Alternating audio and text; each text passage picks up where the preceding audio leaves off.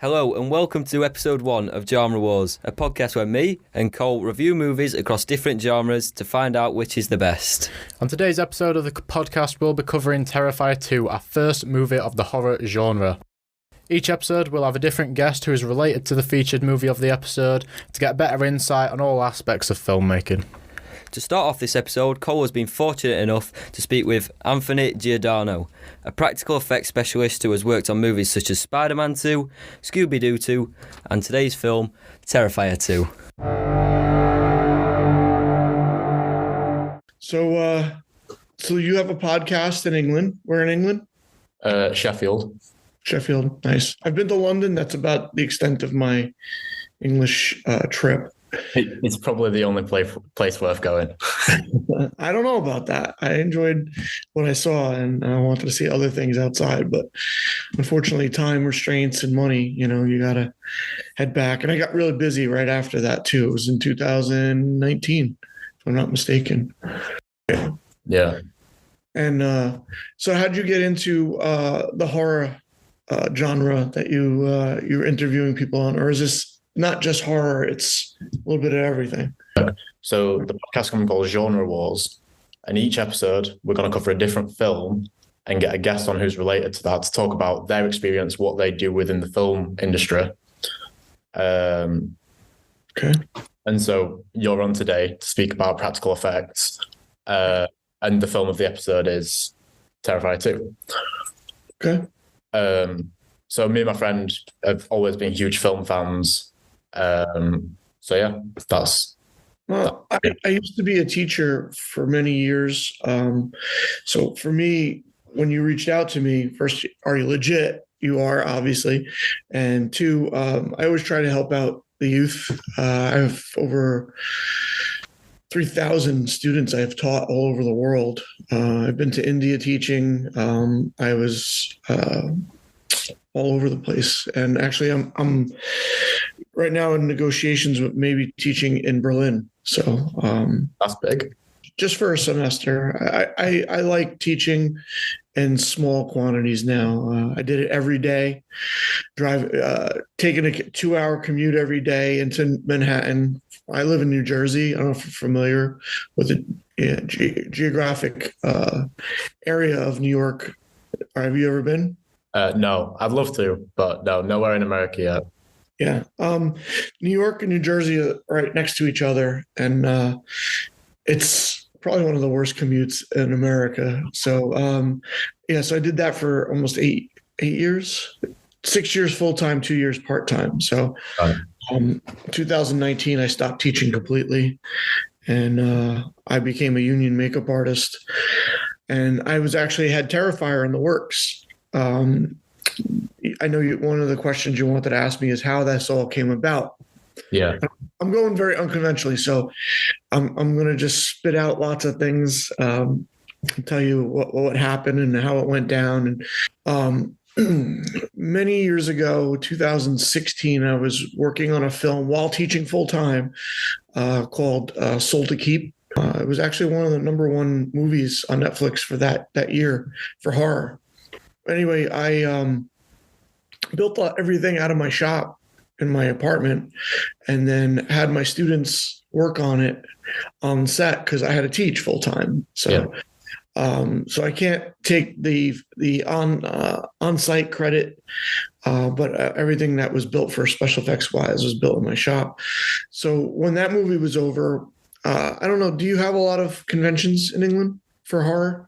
Not necessarily just horror. There is one in Sheffield coming later on this month, which is like quite big, but we tend to get a lot more Comic-Cons than horror cons. Right. It's the same thing here. Yeah. They had a horror convention in Atlantic City, New Jersey, and which is about 3 hours south of where I live. And just you go to these conventions. I was doing a demo makeup, promoting the movie. A friend of mine was the producer of it. And you're hanging out all day, and once you're done with your makeup, you kind of walk around and meet some of the other filmmakers and buy some kind of horror stuff, T-shirts, hats, whatever. And Damien was there promoting Terrifier.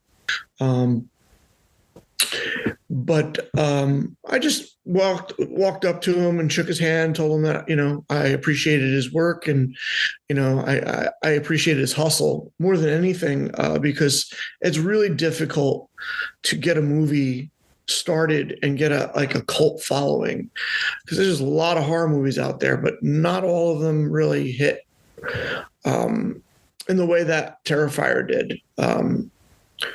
I think Damien's skills with social media and like pushing his brand is something to be admired. I know it has inspired me to start writing my own stuff.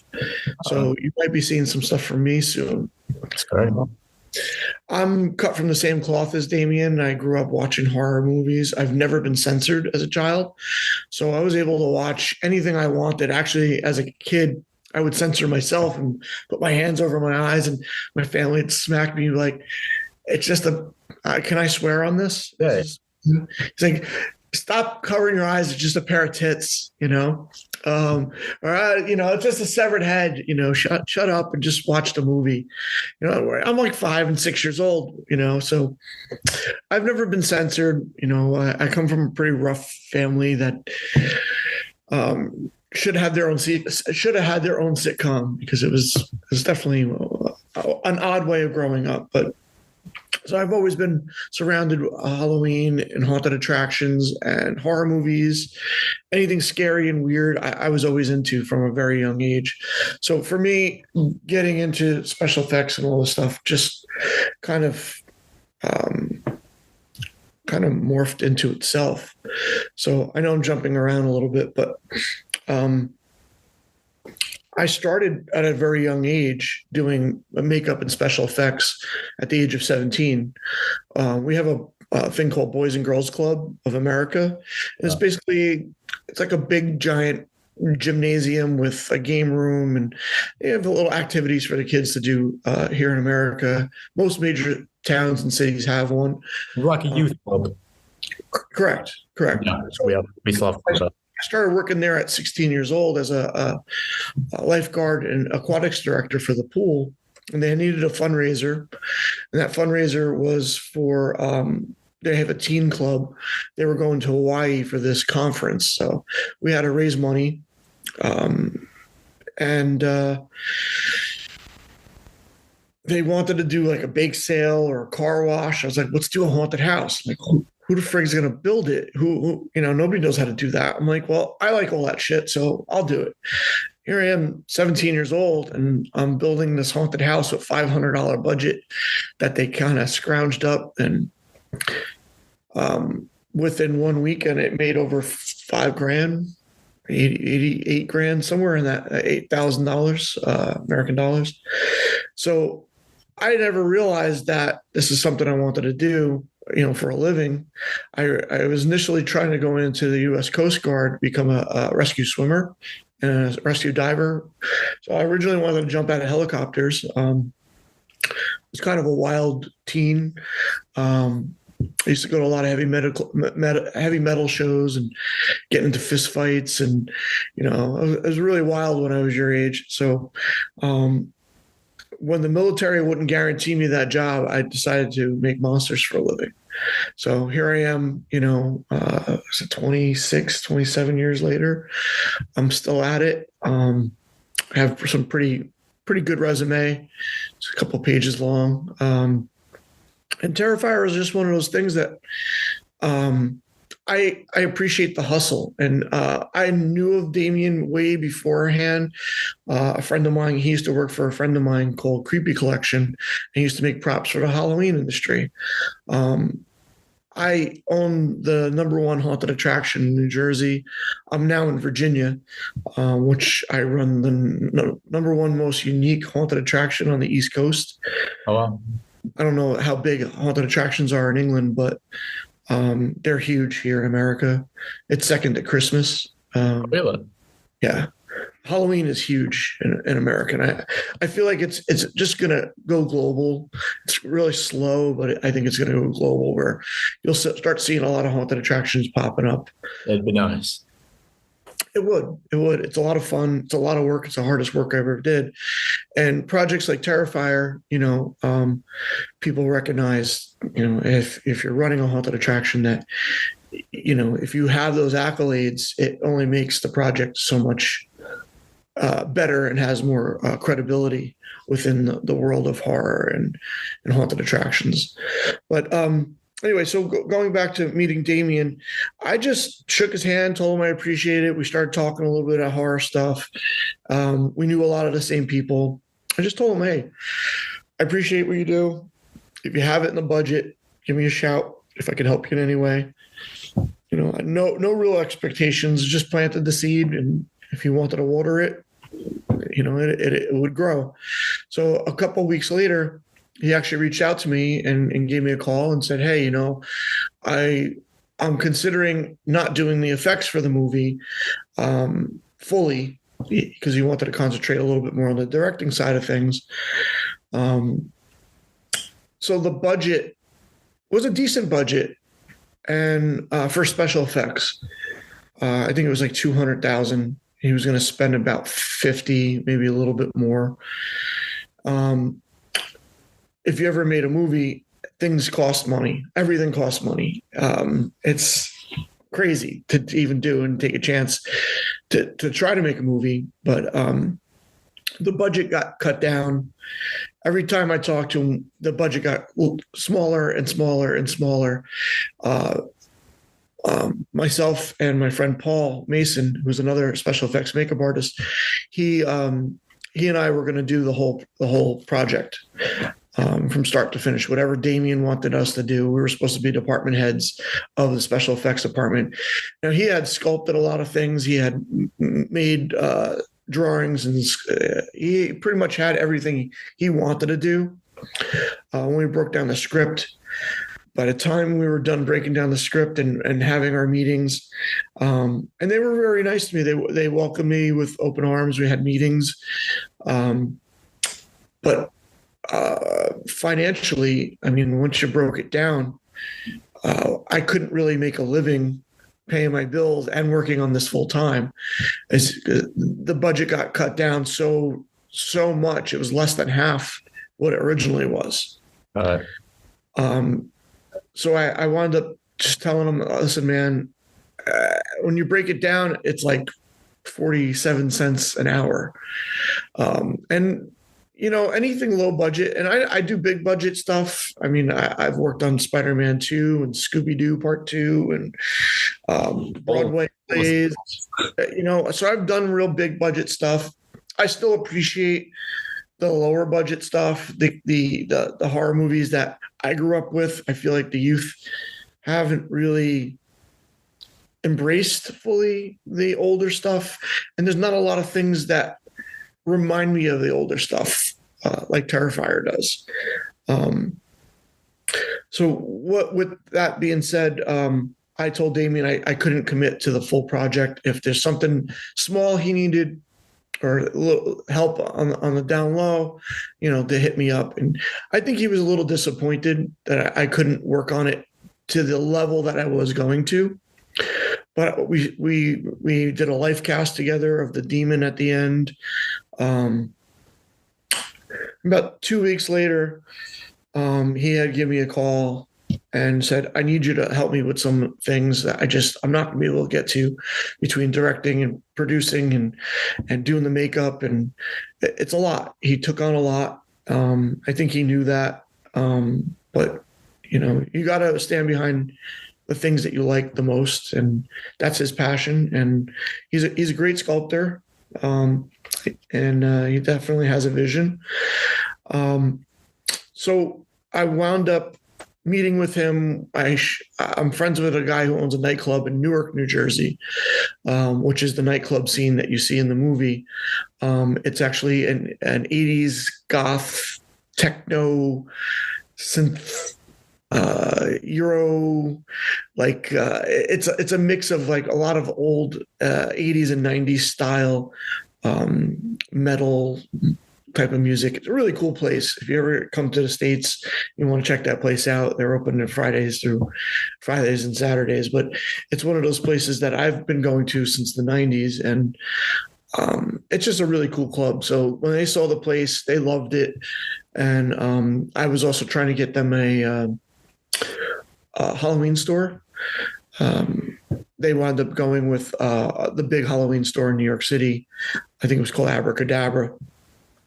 But I had a bunch of locations that I was scouting out for them. But once again, the budget was really low. So they went with, I guess, was best for the budget. I also hooked them up with my friend Olga Turka. She's she started off as wardrobe, but she became the production designer, and she's just a rock star. She's killed it. I took her under my wing for the very first job she ever did out of college. And now she's like super in demand, rock star, exceeding all my accolades. So I'm really proud of her. She was like, I guess the mom of the group that filmed Terrifier. I've only been on set twice the whole time they were filming the movie. Right. One with the I guess the trick or treat scene. They got the head. I don't want to do any spoiler alerts. And the nightclub scene. The girl's costume, Damien hired a kid who was really good at cosplay, and he built a lot of his own costumes. And I guess Damien really liked this stuff. I didn't even see any of his other work, but I think it was a little too much for him to handle. So Damien got a base of that costume, and it was kind of falling apart, and it needed to be repainted. There was cracks in it. The chainmail that went around, nothing was sticking. So all the basic parts were there, and he's like, please, can you work on this costume? I don't have the time. I'm not a costume designer. I know that he knew that I was really good at fabrication work because I do a lot of fabrication throughout my career. So I took that costume, which was about 40% done, and basically had to refabricate it, reattach some stuff, and a full repaint job. And so did the costume look a lot different beforehand? No, the costume looked the same. It was just the way it was fabricated. I had to go in and reglue it with different types of glues. I put an adhesion promoter on the actual surface and some things, because when the person's moving around, the paint was chipping. He was layering plastic on with foam, and it was starting to separate. So these are just things that, if you do a lot of this type of stuff, you kind of learn the products that work best. So I think the kid just was overwhelmed, and I wound up taking over and doing the finishing touches on that to make it look, the way it does in the film. So between the costume, I made these guys. This was a dud. His Art's face. Oh, wow. So I made all of Art's prosthetics, which Damien was using gelatin for the first movie, and he wanted to do encapsulated silicone. So he asked me to do all the faces. So I did all Art's prosthetics, and Damien did all the application and stuff like that. But the silicone, I think, works better because it doesn't melt. Gelatin will melt after a while, and it'll start to release off the face. So these edges blend right into the skin real easily. And so I made the prosthetics for Terrifier. Damien sculpted everything. I really didn't have anything to do with any sculpture. And I worked on 2 severed heads. There was a bunch of hair punching on the guy who gets stabbed in the face at the Halloween store. I did all the hair punching on that. And my girlfriend as well, Angelica Jimenez, she worked on it too. She wasn't credited, but I'll give her the credit that she deserves because she's a rock star as well. And that's pretty much what I worked on for Terrifier. Trying to think what else I could tell you about it. While they were filming it, I was working on Prodigal Son, which is a show on the Fox network here in America. Right. So I was doing prosthetics for that. I was working on another show on HBO called Legendary. I worked on a Halle Berry movie. I worked on Blue Bloods. I worked on a bunch of different stuff while Terrifier was filming. So I was really super busy as well. I guess it worked out for the best in a lot of ways because I got to work on Terrifier and I also got to work on other projects. And I had recently joined the New York East Coast Makeup Union to get some bigger things under my belt. Most things in New York are union. Same thing with LA. All the bigger projects are union. And I've had a lot of projects I was supposed to work on fall through because I wasn't union. So my goal was to not have anybody tell me no anymore. Even early in my career, I was supposed to work on The Last Samurai and go to New Zealand, and I got the rug pulled out from there because I wasn't union. And it's frustrating when you know you're qualified to do a big project, but something like the union will tell you, sorry, you're not able to come on this project. So the struggle has always been real. I'm 46 now. I started when I was 17, and I want to do more projects of my own. Doing this haunted house, it was the hardest thing here in Virginia. I'm doing this haunted house, like I was saying earlier. It made me realize that I need the same, I guess, impact or have that same legacy as a creator to start writing my own scripts and put my own projects together. Because I've worked on a lot of films and I've seen a lot of projects that just don't hit the same way that they should or they did in the 80s and 90s, more 80s and 70s, I guess. So I'm trying to bring back that old flair, just like Damien's doing. I want to start doing as well. So if anybody's listening, looking to start making some really good quality horror films, I feel like the world needs more monsters and villains. Do you think the practical effects are a part of that? Because I think that's the problem nowadays. When you think back to a lot of the classic horrors, like the swamp monster, the fly and things, they're all practical, like The Thing.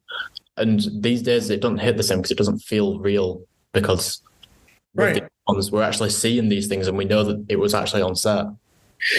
Well, like working on Spider-Man Part 2, I originally was supposed to be working on the Incredible Hulk movie that came out in the early 2000s. And they went from a practical effects to a full CGI movie.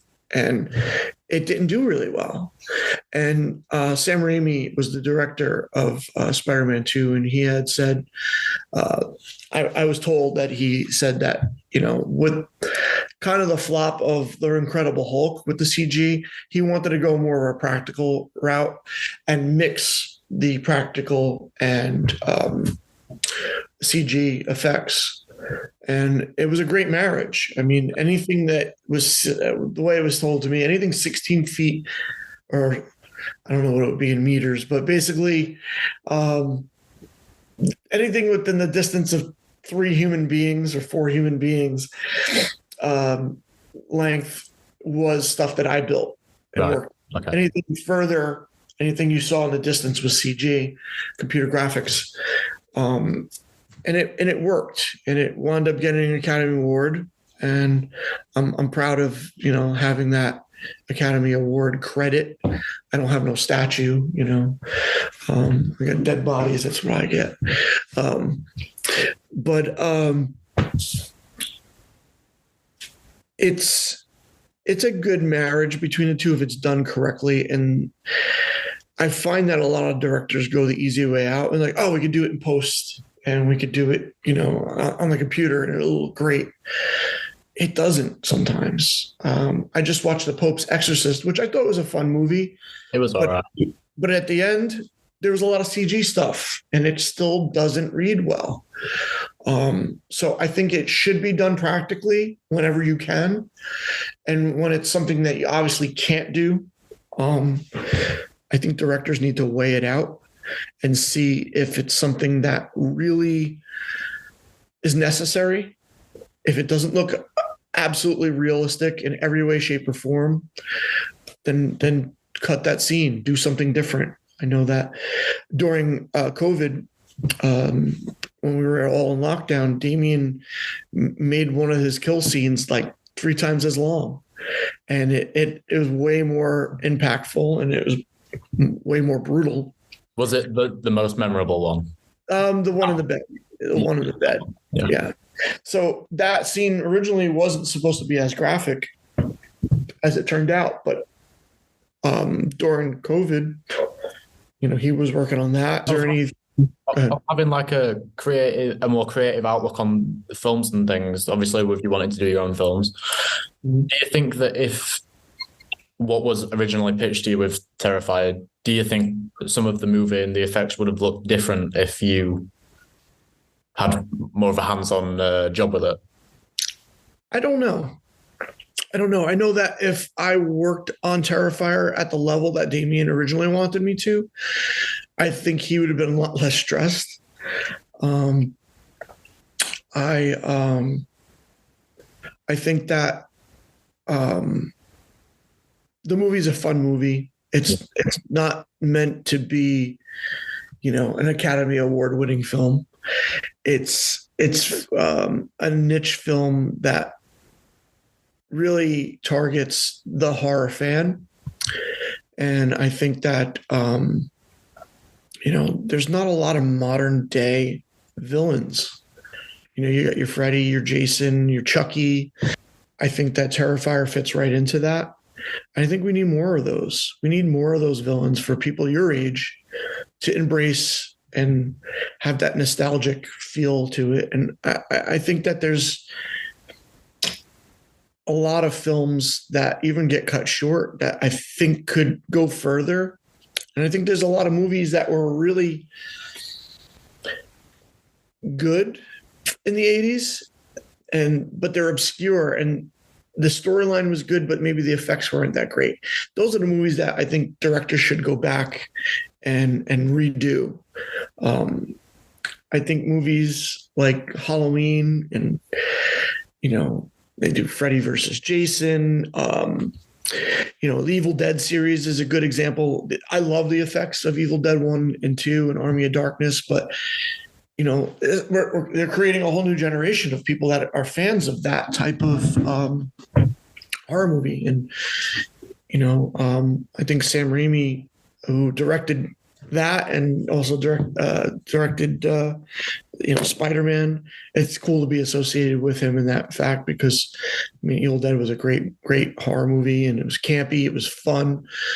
I feel like a lot of the horror movies today are not as much fun. They're not scary and fun. I've always been a big fan of, if you can't get the scare, the jump scare, get the laugh. I apply that with my haunted house. I apply that with any projects I try to work on. But when you work on other people's projects, you're subject to what they want you to do. And I try to put my input in there, but I'm not funding the project. I'm not the producer, so I only have so much pull with that.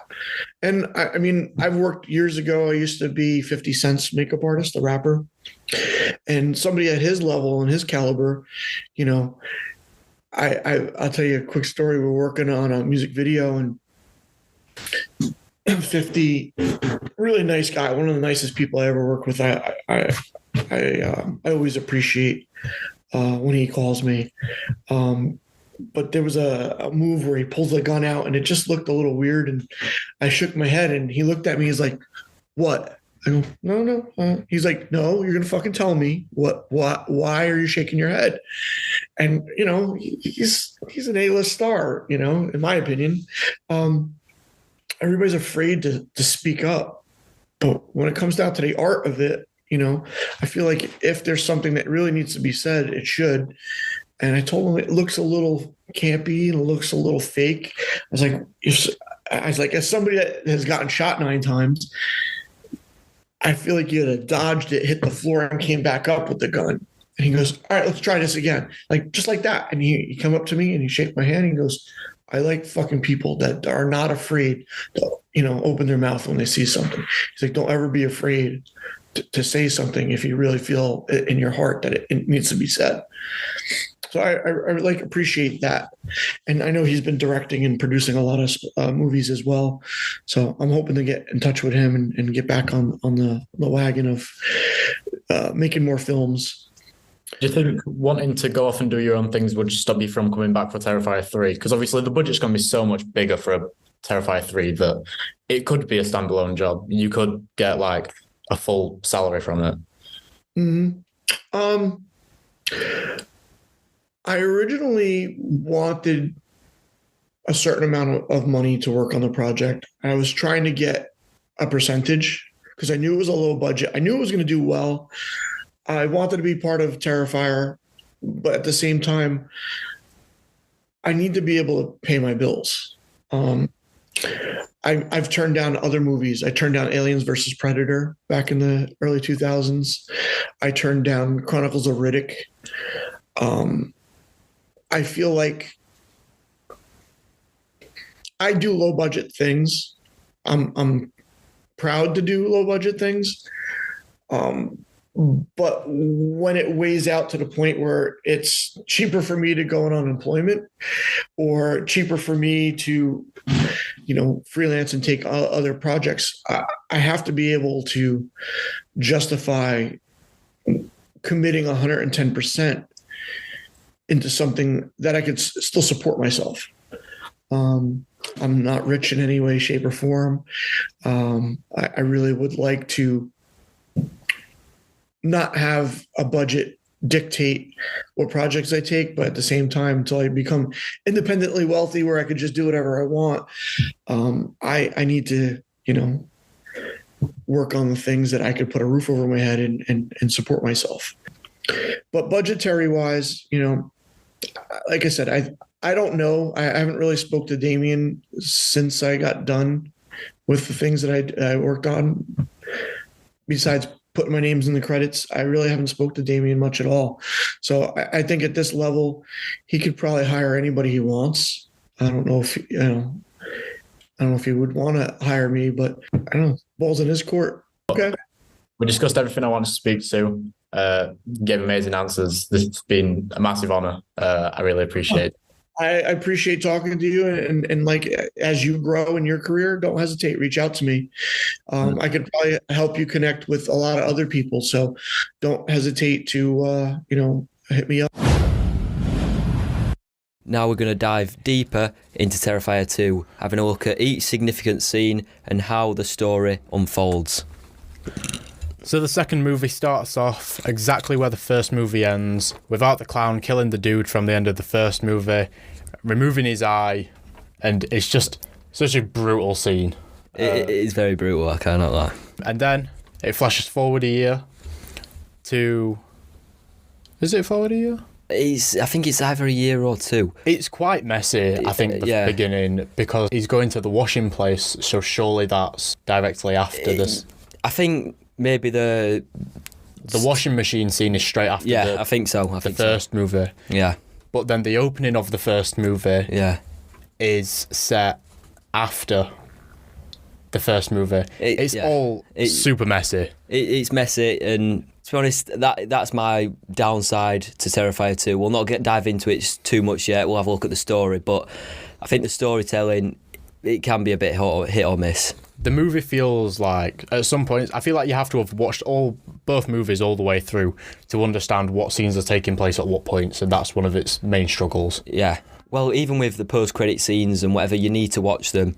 You need just to understand, and that's why a lot of, the target audience for these films are so direct, and only a specific group. Yeah, it's a very niche crowd. Yeah, it is. Definitely. I think that's like its main thing though is its target audience are people who love 80s slashers that are very direct, straight to the point. You're there for the kills, not really the story. Yeah, I think. Well, we've got Cole here who is much more of a Terrifier fan. I am a Terrifier fanboy. He's a cult follower, whereas me, I can enjoy it. I can enjoy the gore. But I don't live and breathe Terrifier. I'm not as much of a fan as Cole is. Yeah. So we get opposing opinions on everything in this movie. Do you just want to say what you gave it on Letterboxd? I will say, so if you don't follow us all on Letterboxd, links in descriptions and all that, but I gave Terrifier 2, after the first watch, it was a 2.5. And then I watched it again, and I think just because it drags maybe a little, it's a little longer than what it should be. The final chase scene is an hour to 45 minutes. Yeah. It's between that time range. So I didn't enjoy it much on a second watch, so I dropped it down to a 2. On first watch, I gave it a 3.5. I gave the first movie a 3. This one a 3.5. I think it's got better character development than the first one. The plot's a little bit deeper than the first one. I think you can agree on that. Yeah, it's a bit thicker. Although it is all over the place. I think people might enjoy the first one for its simplicity. I think I prefer the first one. I think they're both at the same rating, but just because it seems harsh to say because it's shorter. But I think because it's shorter, I preferred it. It's more of an 80s slasher for that reason. Then Art the Clown makes his way to the laundrette where he's cleaning up his costume after the events of the first movie. And we meet our new creepy character, the clown girl. She's never given a name. No. Very strange character, and you don't know what to expect. It just sets the tone for the rest of the film. As cool as the character looks, she looks scary. Yeah. I don't think she was needed. It depends, because you don't know what he's trying to build. He's trying to build a story and a thicker plot. He's trying to build it on for new films. It's just... Yeah. In the future, I might look back at this retrospectively and think, good introduction to the character, but she just felt like she was just appearing in random parts. Yeah, she was there for art, really. Like there was some bonding moments in the laundrette where they was playing pat cake and she was fiddling around with his eye socket. Yeah, it was disgusting, but it was there for the gore. They had no plan with it, or from what it seems from this film. From this point onwards, it doesn't feel like there is anything. Then we get introduced to our other characters of the movie: Sienna, Jonathan, and their mother. I don't know her name, but no. she was pretty bad. I'm no actor myself, but I did not enjoy her. We understand that the budget was low, so the acting performances can only be so good. Money should not affect someone's acting. No, it shouldn't. To this, I think the main actress, Lauren Lavera. Yeah, I think she was brilliant. Actually, she was really good. She could be in other horror films. I think she will. I think she will. Like a Mia Goth type thing. Yeah, like she's going to build her way up from a lower film. Yeah. Back to the mother. She did have one of the greatest kills of the movie, though. Oh, yeah. Which we'll get onto later. We will. And that made it all worth it. Because I love that kill, I think. Yeah, I love that. Arguably, and controversially, that was my favourite kill of the movie. Wow. That's big. That is big. That's big. I think maybe just because I hated it that much. That's awful. So then, introduced to all the characters and everything, we go back to Sienna, who has been working on a Halloween costume that she's been inspired by a book of her dad's, a sketchbook. He drew this character. She's been working on it herself. It's a very good costume. It is, yeah. You would probably struggle to believe that someone would make this in their bedroom because it's very good. And then, probably my favourite overall scene of the movie. This could be its own short movie if it wanted to be. We get the dream sequence. Yeah. So Sienna finds herself falling asleep watching the telly, and she's in this... It's like a kid's movie set that a kids would watch in the morning. It's got an advertisement scene where they're selling Art the Clown cereal that's full of glass and maggots and stuff. It's really weird. And then there's a playground set, and is it an ice cream van? Yeah, there's yeah, there is.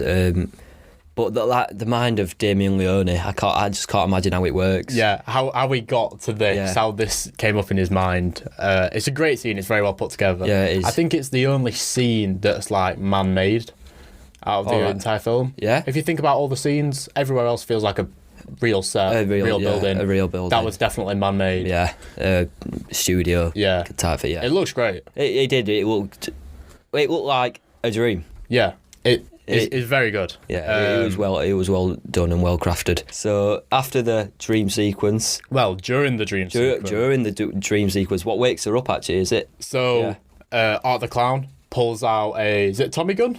Oh, the Tommy gun. It's like a drum gun, isn't it? Yeah, that was cool. Mows down everyone in the dream sequence. She wakes up and her bedroom's on fire. Yeah. And the wings that she has built for her costume are aflame. Then we get, for me, what is the scene that is like mirrored to the pizzeria scene in the first one. Yeah. So we go to the shop. More things happen in between, but it's very like, it's just waffle to make the film long. It's like a fancy dress Halloween shop full of like props, costumes, things like that. Sienna bumps into Art the Clown. Art the Clown, yeah. And it's just Art the Clown doing very Art the Clown things. Sienna's trying to buy some wings to replace the ones that burn. And Art the Clown's like putting these like crazy glasses on and dancing around, honking horns at her and things. And just weird stuff. It makes you like, it's just not jump out your scene. It's fun to watch, and it's scary. It's not scary. It makes you feel uncomfortable for It's her. uncomfortable, yeah. But like up until this point, I think the movie was heading in a direction to be better than the first one. It was, yeah. And I prefer it to the first one. You know what? Maybe after a rewatch, I'd probably balance them both back out at a 3. Yeah.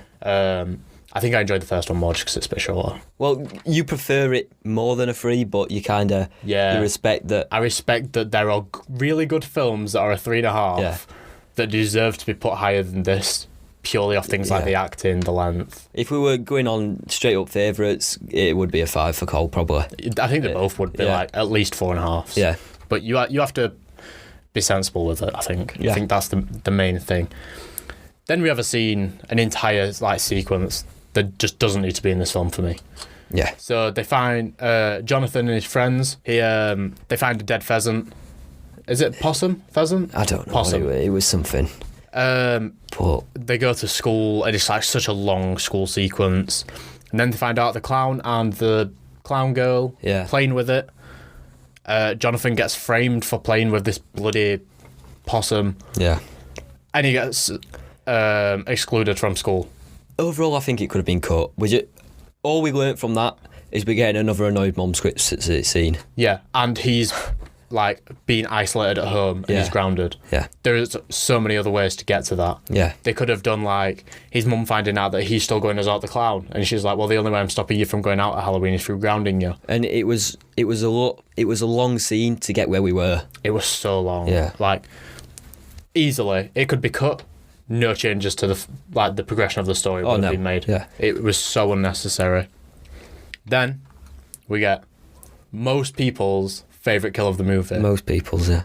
It's like parallel with the hacksaw scene in the first movie, which is like how the movie got famous, I feel. I think it is. Other than David Howard Thornton's performance. Yeah. That's the most significant thing. There's always a standout kill in these films. Yeah. And I know I prefer the mum kill, but this one, you've got to accept its beauty in a way, because it's gory and it's beautiful. It's not beautiful, in its art form, it's beautiful. In its art, it's beautiful. If you appreciate practical effects, you will watch this scene and you'll be like, wow. Yeah. Especially with the budget used, it's fantastic. Yeah, it is. So in this scene, we see Ali, one of her friends. One of Sienna's friends from school, who we see in some other scenes. Art shows up at her front door and he's like mocking her for like sweets because it's Halloween. She doesn't give him any sweets, so he makes his way into the house, doesn't he? Yeah, he breaks through the back door. Yeah. And then it's just carnage from that point onwards. From as soon as he's in there and he's just walking around the kitchen. Yeah, he's roaming through the kitchen, isn't he? What's going to happen? And then you get all of it. It's just every time you think the scene's got as extreme as it can get, something else happens. He's so bad. Part of me doesn't even feel like we should describe the things that happen. It's ruthless, it's gory, it's bloody, and it's what Terrifier fans want. Yeah. It's everything that they want in one scene. when this movie came out, it got famous because people were vomiting and leaving the cinema. Yeah. This is where it happened. It is. This is why people left the cinema. And it's not often that happens in films. Oh, no. Like, there's horror... I don't think I've ever heard of a horror film, like, as many people leaving the cinema and stuff like that. Men was quite bad. Yeah. People were leaving the cinema at Men. But this probably outrageous. tops it. Yeah. That was uncomfortable. This was just horrific. Yeah. It was crazy. And then just when you think he's finished, he goes and gets salt and bleach and pours it onto her. That was the worst bit for me, I That's think. when it's like, okay, if anyone's going to think it's too far, this is where it gets too far. This is where it's too far. But the practical effects in it are fantastic. Yeah, they are. Like, even for a low-budget film, I would still put this scene specifically as some of the best practical effects I've seen in film. Yeah. And we actually worked out how much fake blood they use.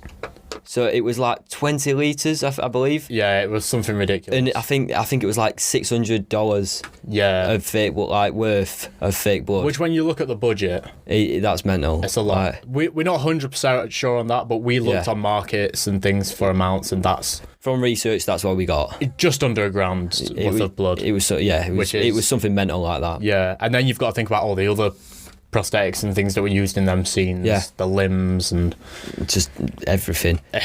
it's so crazy. Just watch the scene. Yeah. Even if you don't credit wanna to the watch full the team entire though movie. for making that. It was like a 3-day shoot or something for that one scene. Yeah. During the pandemic. I feel so bad for the actress who Yeah. had to take all that. I know. Apparently the blood was like sticking into the floor and stuff because it was drying and Wow. Crazy. I didn't even hear about that, but that's mental. yeah. Big question. Do you prefer the hacksaw scene from the first movie or this scene?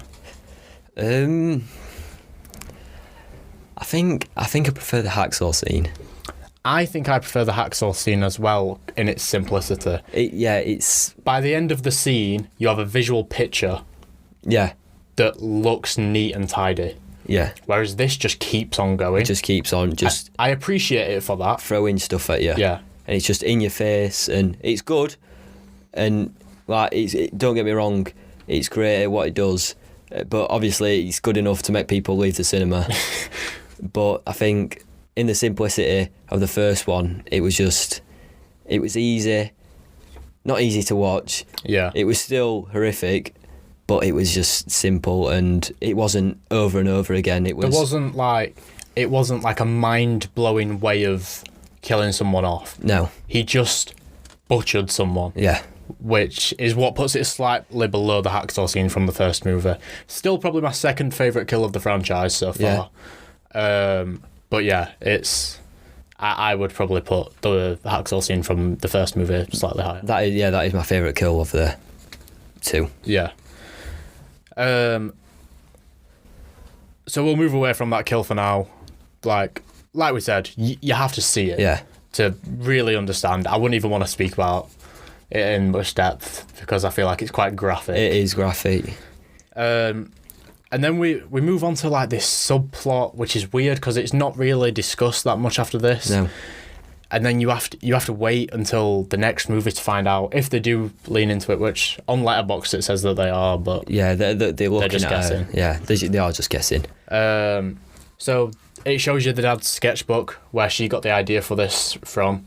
Yeah. Jonathan's had it hidden away in his bedroom, and there are drawings of the hacksaw scene from the first movie, and other weird drawings of Art the Clown. Yeah. So somehow their dad, who's gone missing, it doesn't really say what he did. It says it leans into the fact that he might have done something bad. Yeah, it hints at it. Yeah. Does that mean that their dad's Terrifier, Art the Clown? I don't know. If he is, I'm not a fan. Behind the brain of Damien Leone, It could be anything. it could be anything. But yeah, I really hope that's not where they go with it. He'll do what his fans want. Yeah, I don't think he'd do something that would question the fans. Like he's the kind of person that would put a poll up and whatever you want. Yeah, whatever we decide. he would put it into a film. Yeah. And then that's like completely left now for the rest of the movie. Yeah. It's not referenced again. Sienna goes to a party with her friends. And then boom, you're in an hour's worth of The final end acts. sequence. Her friends make her do drugs. Yeah, Um, standard. it's just, even this scene is long. It is pretty long. Like people coming up and asking for photos, and I mean, I'm born in England. We don't do that. No, So it felt weird. Like, do people do that? I don't know. But I guess maybe. Damien It Leone is probably does America. it. It is America. Yeah. During this, Jonathan runs away Yep. from home. And then the mum's car gets trashed. There you go. And then the next thing we know, mum's dead. Terrifies him back at car. She shoots him in... He shoots her in the face, Yeah. I believe. Yeah. Shotgun. And then Jonathan runs back home because he's bumped into Zombie Girl. Yeah. Finds your favourite kill, so if you want to go through this. I can't. I'm lost at this kill, but I loved it. So it was the shotgun kill, a red clean off. So he comes back, he's shaken up. He don't know what to do. I'm guessing. Well, as I remember, he's trying to get to his sister. He's trying to get in contact with his sister. He's seen what's happened, and then he meets Art the Clown again. He's like dressed in like a waitress Yeah, thing. Yeah. yeah, and then He's made out a Sunday roast on the table. they get to that spot. I don't know how they get to that spot. So the mum's sat in the chair when he comes in through the front door. Yeah. And like her face, her head's still there, but the face is completely gone. Yeah, which is again like the special effects team are so good at doing whatever they do. It's great. It's brilliant. And then so they get to this spot. I can't remember actually how they get to wherever they were, the abandoned playground. How did they get there? Oh, well, you're not going to speak about... I thought that was the next bit. Oh, no. So the best part of the shotgun kill and Jonathan coming home. Oh, he's trying to eat the finger. Art comes in, dressed as a maid, grabs some mashed potato Yeah. off the mum's plate and punches her through the face, through the head with it. I don't even remember that. Oh, I thought that's why it was your favourite kill. No, Yeah. I just like the shotgun. Oh, no. So Art comes in, grabs a handful of mashed potato and smashes the mum in the face. Oh, I don't even Face remember with it in that. front of Jonathan. Oh, I need to watch that again. it's We only great. watched it last week, actually. Yeah, we watched it last... So you also watched it when it came out in October. Was it October? Around that time, yeah. October, yeah. Yeah. And then, obviously, last week before we recorded this. Yeah. We didn't take notes. We didn't. I don't feel like it's a movie where you have to sit and take notes.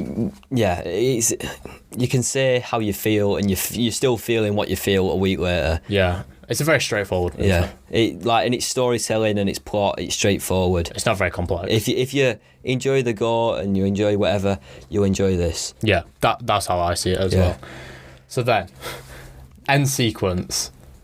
There are no more notes needed. I think it's my worst part of film. Yeah, for me as well. I don't hate it. If it No. was shorter, I'd like it as much as some of the other parts in the movie. It needed to be short. It just needed to be even 20 minutes shorter. Like, Yeah. they could have cut a lot compared to what they kept in. And There are a lot of just female characters screaming and limping it's through like a haunted attraction place. In the interview that I did when I had the discussion earlier on, we spoke about this. Haunted attractions are big things in America. yeah. We don't really have them. No. We will have them like on Halloween night at like major theme parks. Yeah. That's about it. They're everywhere in America apparently. They end up at one of them. And then it's like a lot of he's fighting, he gets away. He's fighting, he gets away. Stupid scenes where characters will get Art in vulnerable positions, and instead of trying to finish him off, Yeah. they just run away. Like I know they're trying to make this Art look invincible, but you can't make him look invincible by hitting him once he's on the floor, then running. Because it's not believable that he's No. invincible. It's just they're not hurting him enough. They're not hurting him. And I think a lot of it was like what's the word? So it's like formulaic, but it followed the same formula from the last 5 minutes. So it was like a 5-minute chase, finds him, one of them gets hurt, someone runs in, saves him, and we do it same again. and we're getting away, and we're coming back to him, and we're getting away, and It's a formula, but we're doing step 1, step 2. There's 5 steps, and we keep on doing step 2, 3, and 4. yeah, Like multiple times before we actually get to step 5, which is the final part of the film. Yeah. And it drags. To be fair, I didn't notice how much it dragged until we watched it last week. we watched it last week, and you said to me like, we were watching the film. I was like, okay, end sequence. You were like, there's still 40 minutes left of this film. I was like, what? No way. and it was literally 40 minutes left. Yeah, and it is. When you know it's 40 minutes, it feels long. Yeah. And then you've got the credits, which aren't long. You've got the credit scene, so it's still like, that's a long time. Because then you've got to wait for the post-credit scene Yeah. as well, which granted, if you know it's there, you can skip to it. Yeah. But the end credit scene is like one of the longest end credit scenes I've ever seen. It is. It's so long. It's 10 minutes. Yeah. Running up on 10 minutes. It's about 10. We'll get to that once we've covered the end sequence. But then, the very final sequence is like... it's like a Nightmare on Elm Street Part 3 sequence, which I don't think you've seen all the Nightmare on Elm Street No, I have movies. not, no.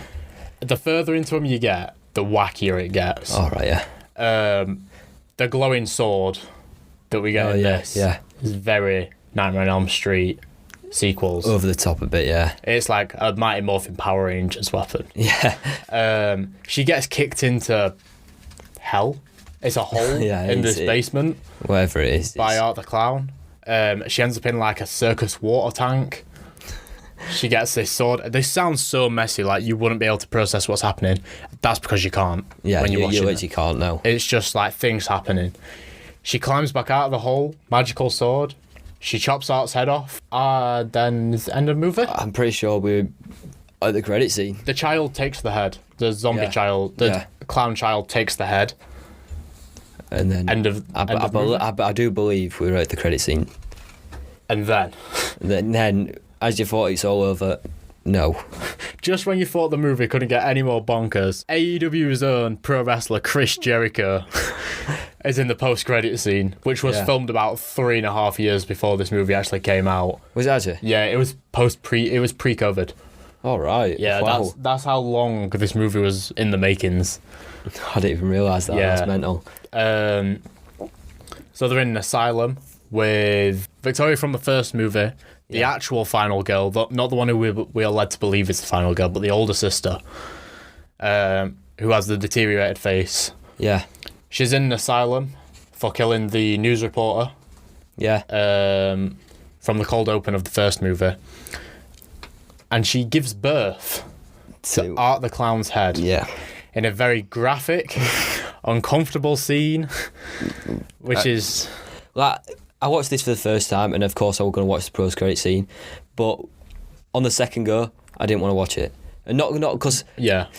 I felt uncomfortable watching it, of course, but I wouldn't choose to not watch it because it's uncomfortable. I don't know. It doesn't feel necessary a second No. time. Like when you watch an Avengers film, Yeah.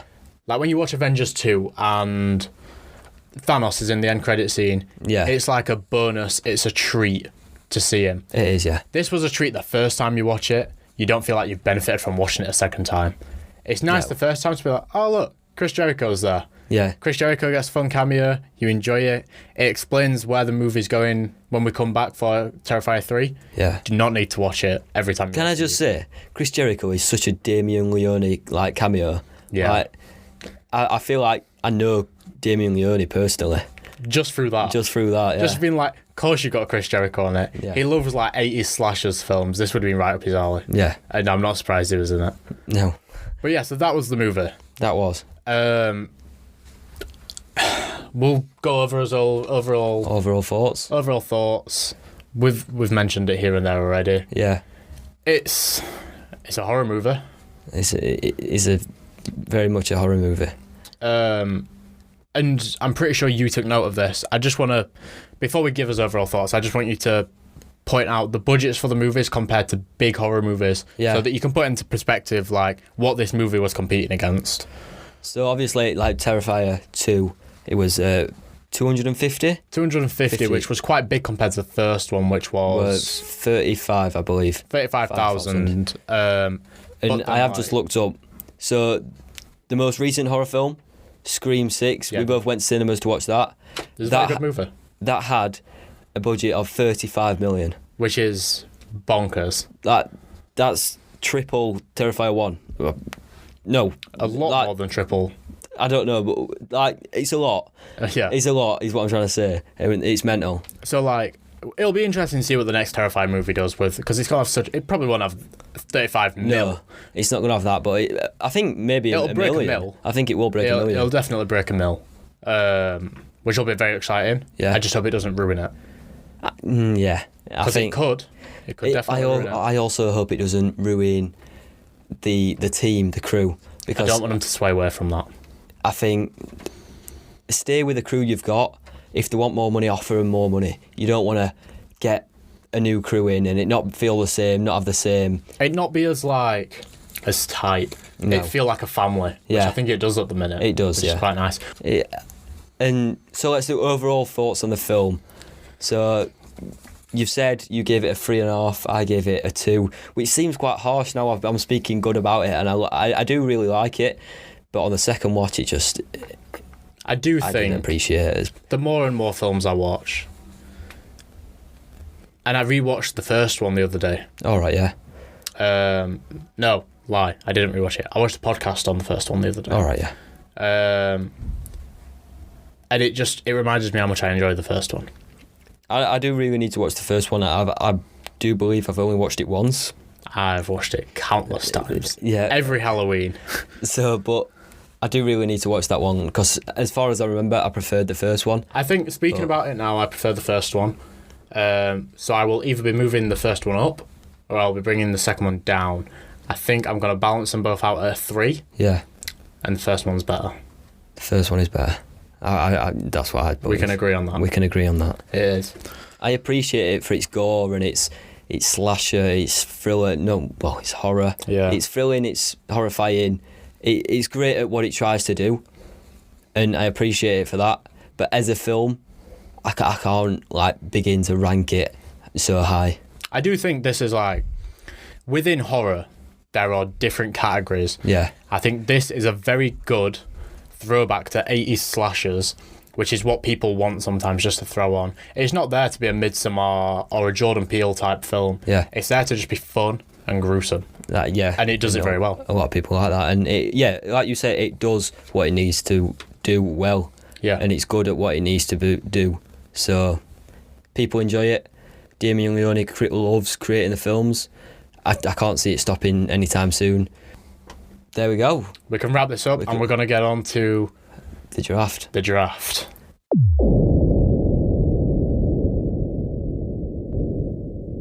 At the end of every episode, we're going to do a movie draft. You see it in lots of places now. Movie drafts are getting pretty big. They are But they're also all very fun and everyone has different opinions, so they're all going to be very different. Exactly. Each movie, we're going to do a draft. It's either going to be based off the genre that we've done, or it's going to be based off a specific thing that sticks out from the film.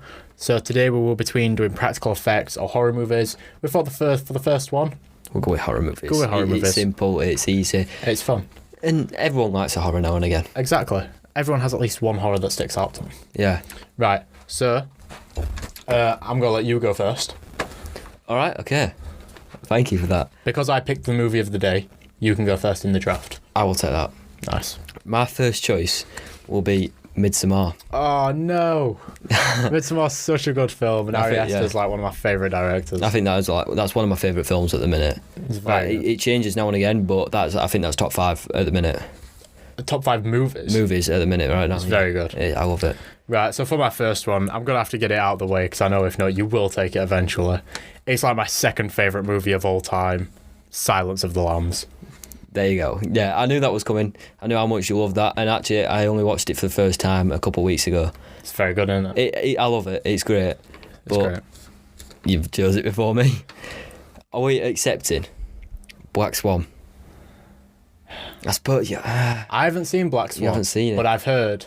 It says a horror on Letterboxd. If it says horror on Letterboxd, I will let you have it. Yeah. All right. Yeah. If you're getting Silence of the Lambs. Exactly. That's Yeah, my that's one fair. freebie. Yeah. That's your one freebie. All right. Okay. Right. For my number 2, it's not a cult classic. It probably won't even get spoke about that much in a couple of years. My favourite movie of 2022, Jordan Peele's Nope.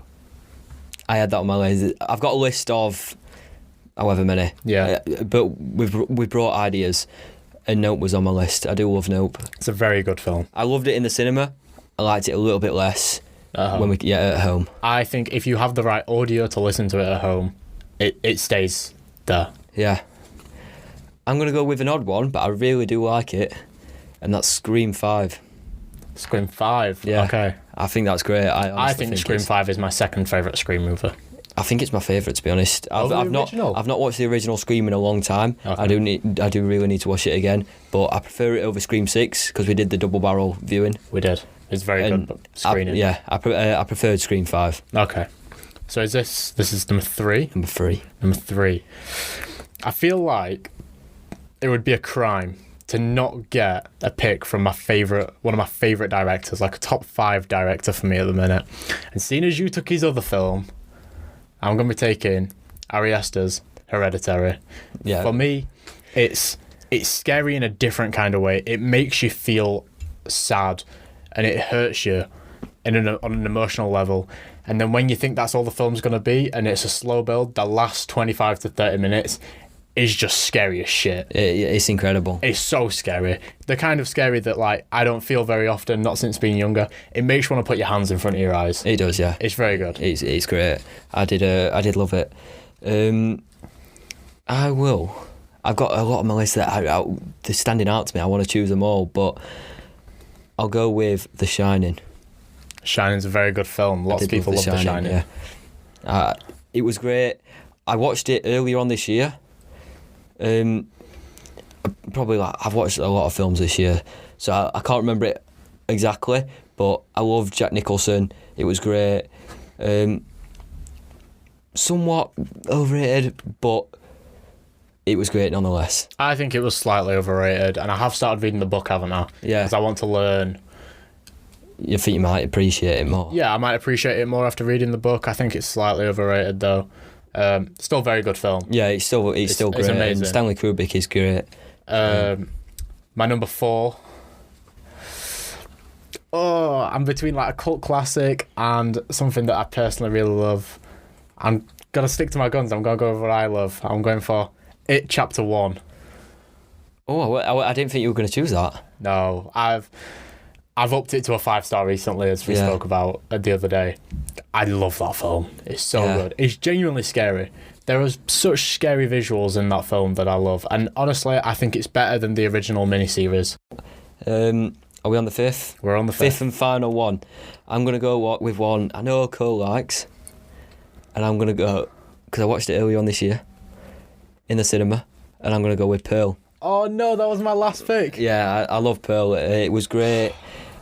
I enjoyed X so much as well. That was on my list because I really did love X. But Pearl it did what X couldn't so much better. So. Oh, you know how much I love movies with Mia Goth. Yeah, Mia Goth is great. She is like my standout rising actress at the minute, and I can't believe you took that from me.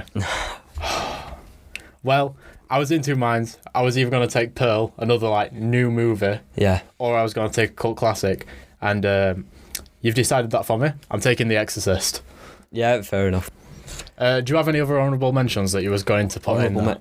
I was looking at some, so like X, I think I've got that as a 4-star. Yeah. So that's the kind of range that we're at now. And American Werewolf in London. I love that. I love the special effects in that. It's great.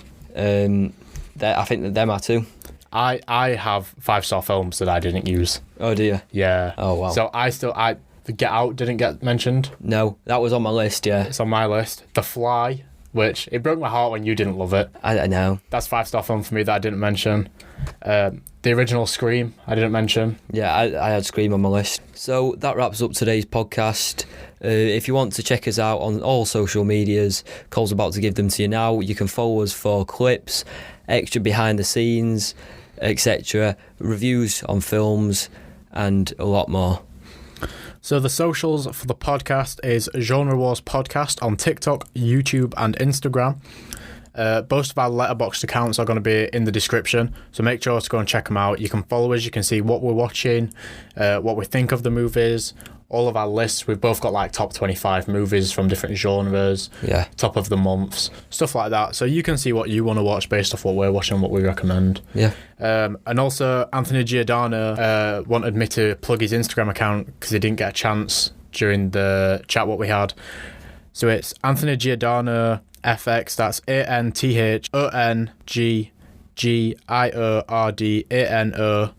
AnthonyGiordanoFX. Make sure to go and give him a follow on Instagram. It really supports him. We'd all really appreciate it.